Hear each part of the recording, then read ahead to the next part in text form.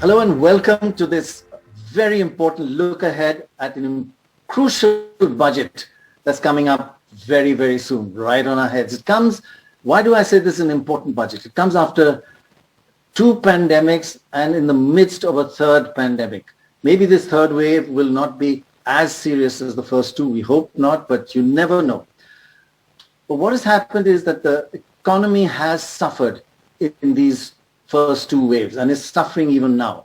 And perhaps the poorest have suffered the most. So this budget needs to boost the economy and think about the welfare of the poorest who really had a very difficult time during this partial lockdown, full lockdown, and really business and the economy is slowing down. So I've got four great industrialists, people who are practical, and I really hope the finance minister listens to them and what they have to say. I'm going to ask each of them to give us 2 points they'd like to see in the budget and 2 points they don't want to see in the budget. Let's start with you, sir, Narendran. If you can give us 2 points that you really like to see in the budget and 2 points that you're hoping will not be in this budget. Thanks, Pranag. I think from our side, CII, the points we've been making, one is, of course, the government needs to continue to invest on infrastructure. I think that's a great driver of demand. So that's one. Right. And secondly, given what has happened in the last couple of years, something to help on the consumption side, particularly the lower socioeconomic strata, people who've been impacted by jobs and people who had to spend more on health expenditure than they planned to over the last couple of years. So those 2 points, one is infrastructure, which means more government spending to boost the economy.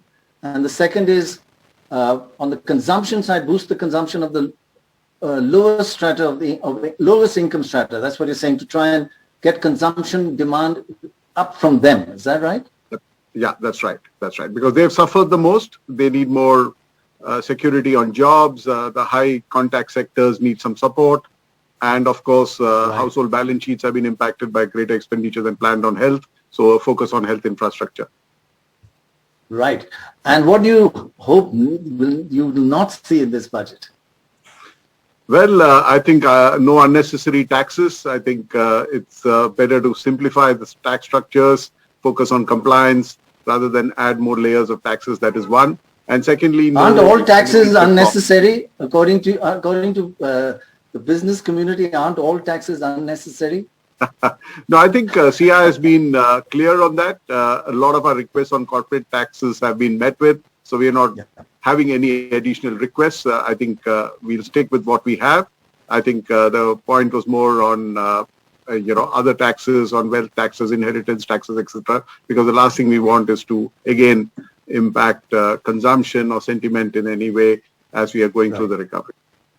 And your second point you don't want to see in this budget? Yeah, we don't want to see any policy flip-flops. I think we've seen what happens when we have retrospective taxes or when we go back on policy.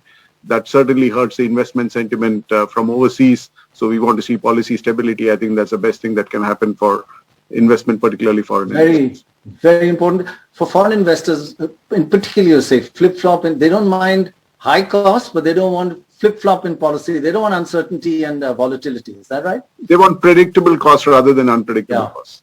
Right. Whether high or low doesn't matter.